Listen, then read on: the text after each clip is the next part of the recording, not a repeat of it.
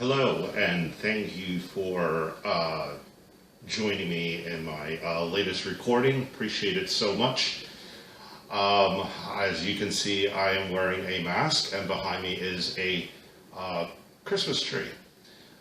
So I'm kind of time stamping the video by doing that. Go ahead and get rid of this. I have a friend to thank for this mask. I have a box of free masks that I got when I got a COVID test. Those were the disposable kinds, a box of 50, and then I had a friend that was so kind to get me a 3-pack of what they call fashion masks, and I don't even know which way this goes, whether it's this way or this way, but this certainly is, with the mesh facing out, much more colorful and pleasing to look at. But really, if I had my druthers, I would not wear masks ever. But that is the state of the world on Cyber Monday 2020. And actually, when you think about it, it's been Cyber Monday probably every Monday this month, and every Tuesday, and every Wednesday, and every Thursday, and so on and so forth, because let's see, the merchants have kind of downplayed Black Friday for good reason. They didn't want people piling into the stores for sales that were only available on one day, so that we could social distance and keep the stores a little bit more empty.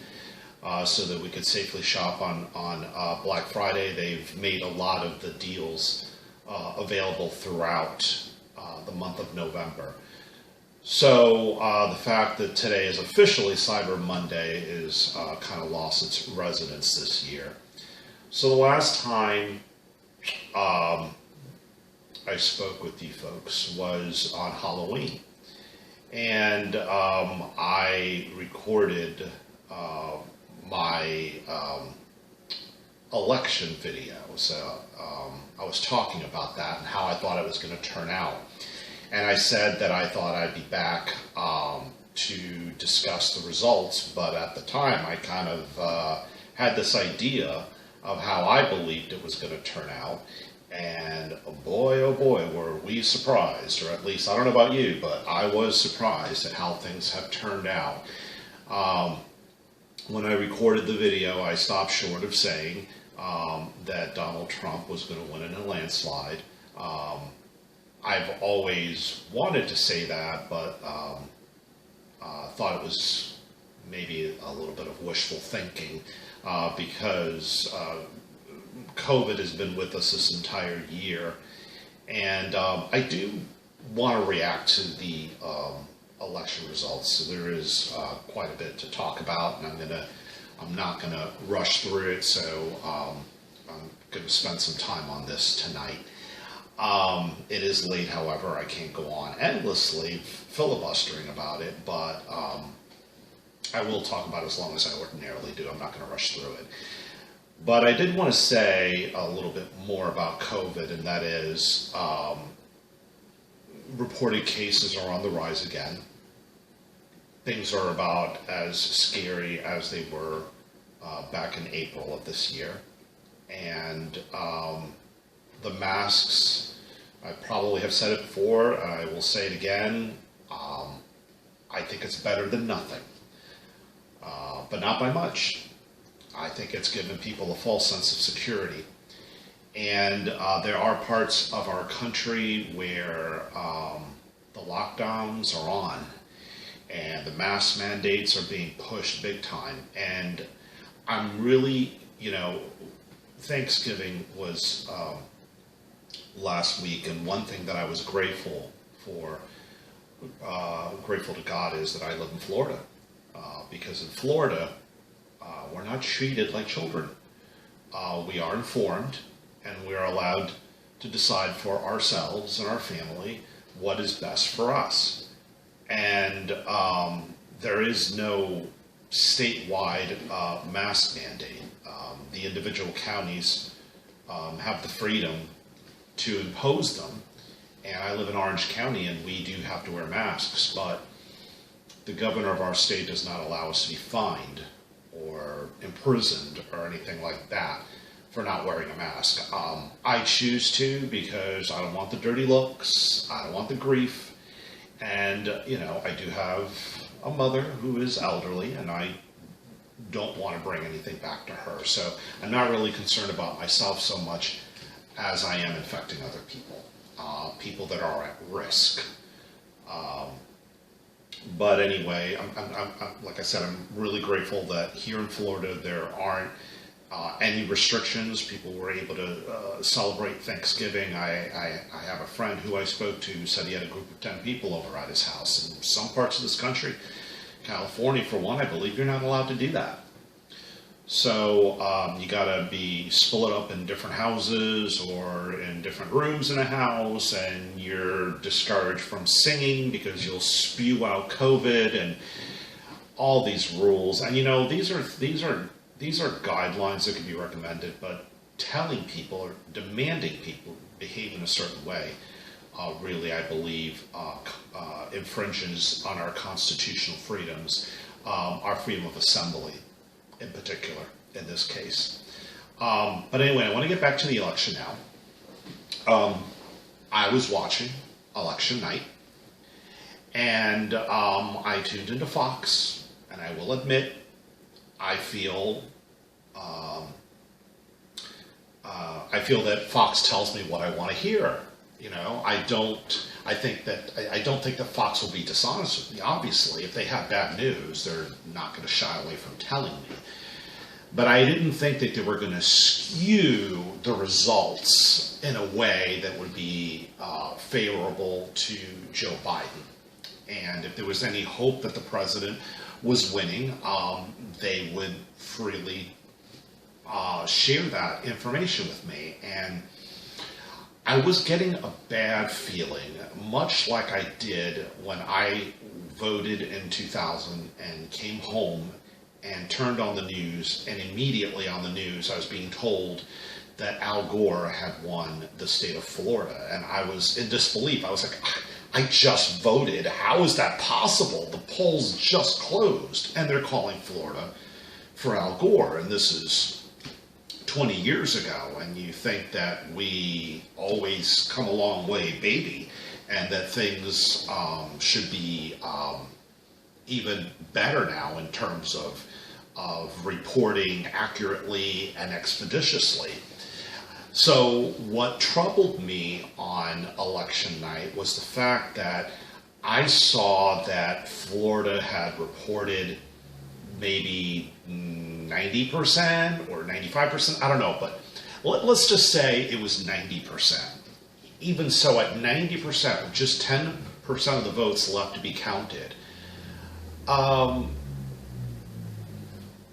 Trump had a healthy lead. He was ahead like 5 points or something like that. And I just saw no way that could turn around. So I'm like, why don't you call Florida for Donald Trump? They weren't doing it.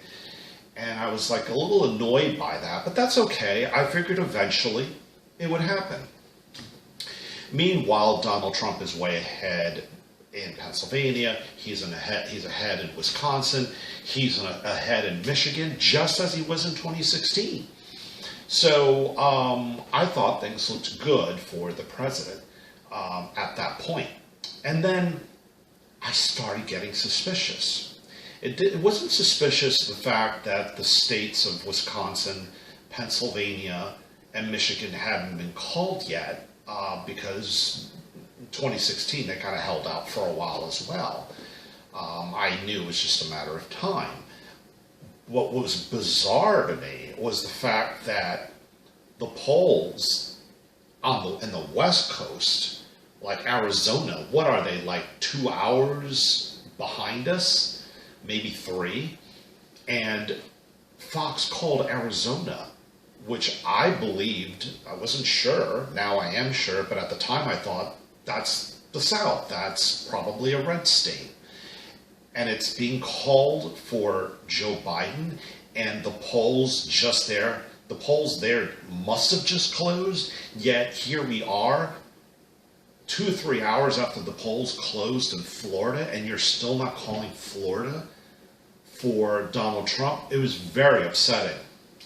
Then, all of a sudden, must have been 11 or midnight already, they had decided they were going to stop counting the votes in Pennsylvania, Wisconsin, I think Michigan, those 3 states at least, and probably some others. The swing states, the states that really were going to make a difference, in this election. And I thought, what? Why? Why would you stop counting the votes? Come on, keep going. We want to go to bed. And I stayed up till 2 o'clock in the morning, not knowing who was going to be the next president. And then I woke up the next morning, and all of a sudden, now Joe Biden was ahead in all those states. He was behind in Pennsylvania, I think like 700,000 votes. And all of a sudden now he has the 700,000 votes to catch up to Donald Trump, and the votes were still being counted. And then in the end, they called Pennsylvania for Joe Biden, said he won by 40,000 votes. And I'm like, that's really fishy. And that's when I started thinking, okay, something is amiss here. And then the accusations of fraud started, just like they did in 2000. And back then it was different. It was just Al Gore was behind in Florida, 500 votes. That's it. He was just behind. And he wanted the votes recounted. But there really wasn't any fraud. He was just short a few votes, and it was just so close that it didn't warrant a recount, maybe even a second recount. But he wanted more and more recounts, and he wanted them in counties like in South Florida, Dade, Broward, Palm Beach. He wanted them in counties that favored Democrats. He was hoping to find more votes there. To close the lead that George W. Bush had, and it just never happened. But in this case, it just seems very fishy. And I got to go back to COVID because I've had a lot of time to reflect on this.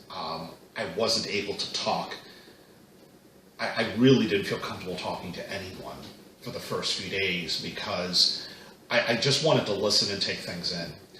And conservatives, people, Trump supporters, I couldn't talk to them without getting annoyed with them because I felt that they were overly optimistic. I know, I'm a pessimist by nature, but I just see a tidal wave of opposition mobilizing to certify the votes as they are and declare Joe Biden the winner.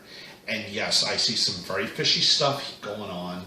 I've heard of a lot of allegations of fraud. And what's been frustrating is the media has been trying to block it out and say that there is no evidence. That is untrue. There is a lot of allegations, which is evidence in court. Okay, there is no proof yet. There's no proof. I agree. I haven't seen the proof. And that's what's frustrating to me. And I've just decided I got to step back and let the process work its way through the courts. The problem is there isn't a lot of time. These votes have to be certified like on the 7th or the 11th or, somewhere in early to mid-December, all the votes have to be certified. And the president is running out of time.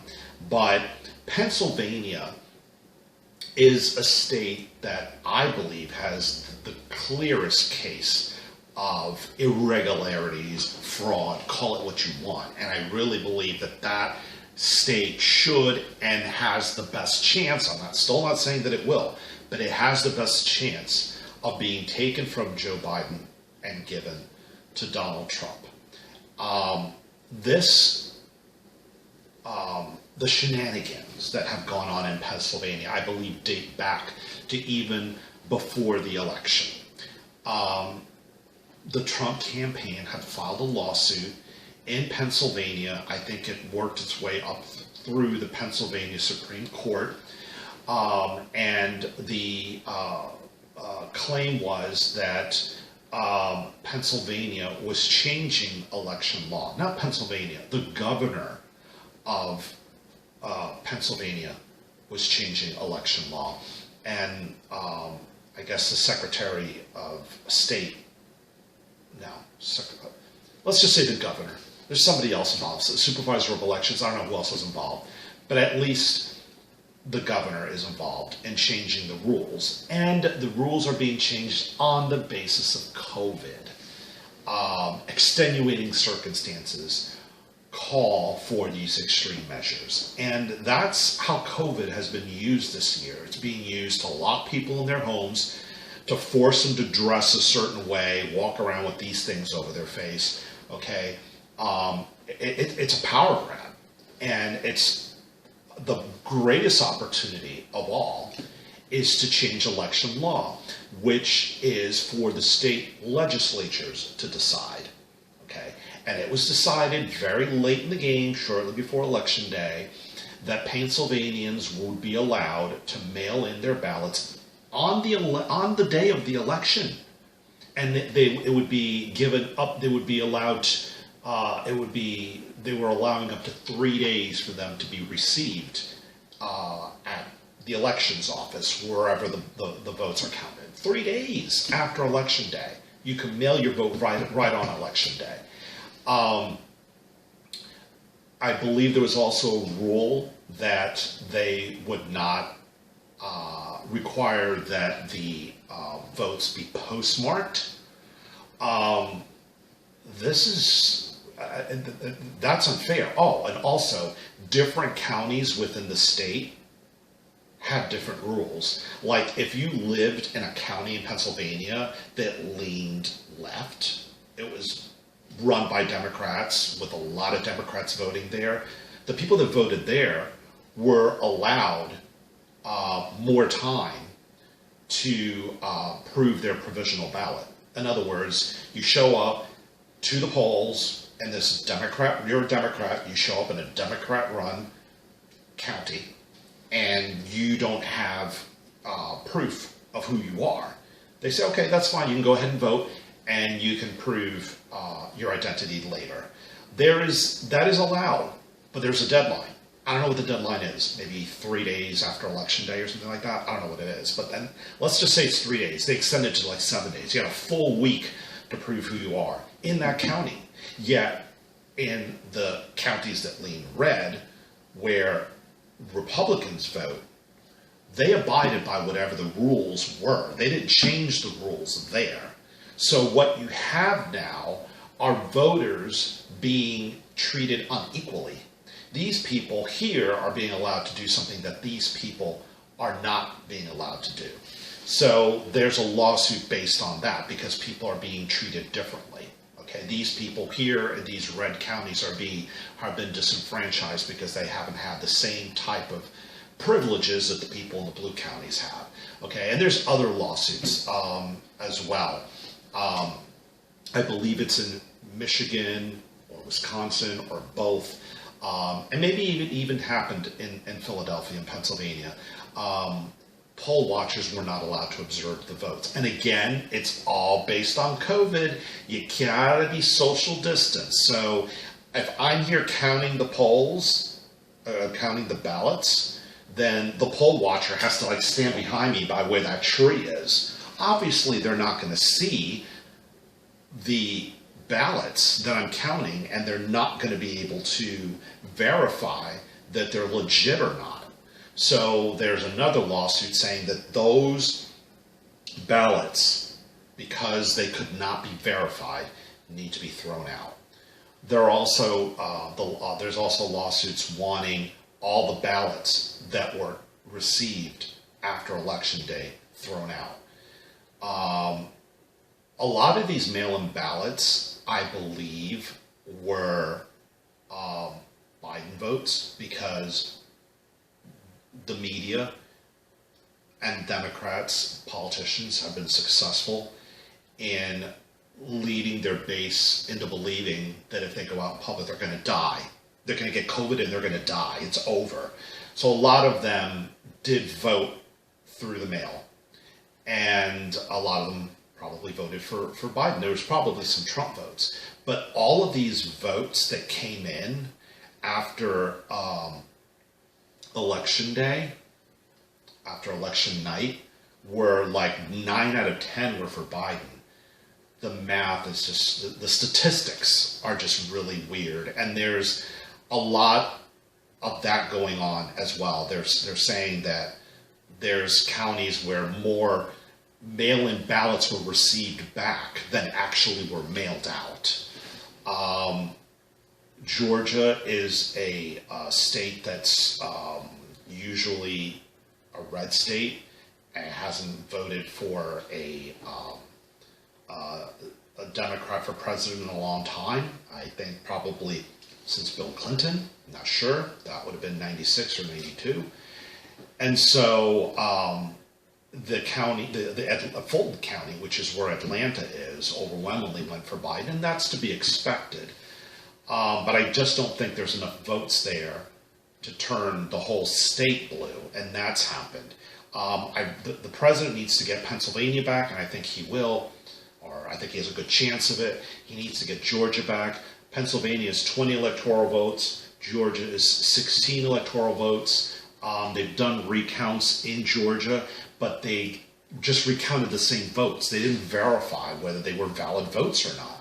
And so the Trump campaign wants all these invalid votes thrown out. And if they're successful in getting them thrown out because poll watchers weren't able to observe them, or they came in after election day, whatever the reason, or they couldn't verify the signatures, if those are all invalidated, then a lot of the states will revert back to Trump because he was ahead on election night and only fell behind after these mail-in ballots started being counted. And that frustrates me as well. And I know every state makes its own laws. Mail-in ballots was only legal like in 5 states, but because of COVID, like an additional 20 signed on to it, including the state of Florida.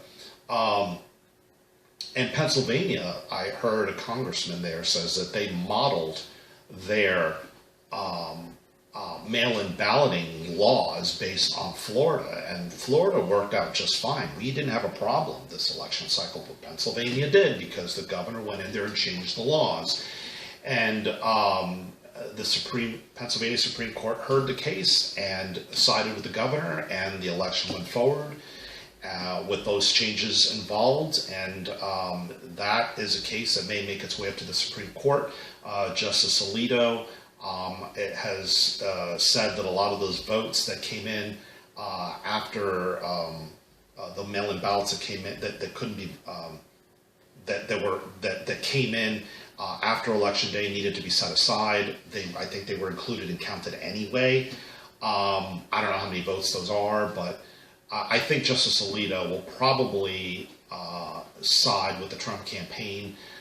Probably so will Clarence Thomas, and I could see also Gorsuch being a Trump appointee, and also the new one, whatever her name is, which escapes me at the moment, Kavanaugh, the other one, also appointed by Trump.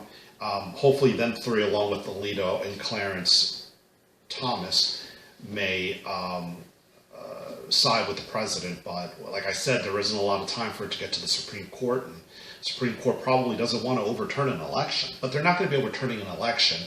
They'll be invalidating votes that, if invalidated and not included in the count, will then make Joe Biden short. And then that's how Trump would win. I think Justice Kagan and Sotomayor and Breyer, I think is the other one, and Brennan, I'm not sure, and Chief Justice Roberts. I mean, he's supposedly a conservative, but I think he's a never Trumper. But I just think we're running out of time, and like I said, the media has been very dishonest. I looked at Wikipedia to see if I can get some insight before I talk to you tonight, and Wikipedia is saying that there's been fraudulent claims of fraud or something like that. How does the media know this? They're not investigating. They're just saying it. How do they know that there hasn't been fraud? Let there be an investigation. In the end, they'll find that there has been fraud, but they don't have an interest. They just want this over and done. They want things to be left the way they are, with them declaring Joe Biden president-elect. And I'm afraid it's going to happen. I don't have high hopes. And when that becomes certain, I will be back to talk about what I expect our country to look like under a Joe Biden administration. As you could well imagine, I think that is scary. And I will tell you just how scary I think that is if and when, God forbid, the time comes. So anyway, I'm sure I've missed a lot. I'm trying to blurt it all out and trying to empty my mind out onto the table and just put all my cards on the table and tell you everything that's been going through my mind these last few weeks. And I'm sure I've missed a whole bunch. But thank you for listening as long as you did. I appreciate it. I hope you agreed, and if you didn't, just continue watching. Eventually, I will say something that you do agree with. And that is all the time we have for this evening. Meeting is adjourned.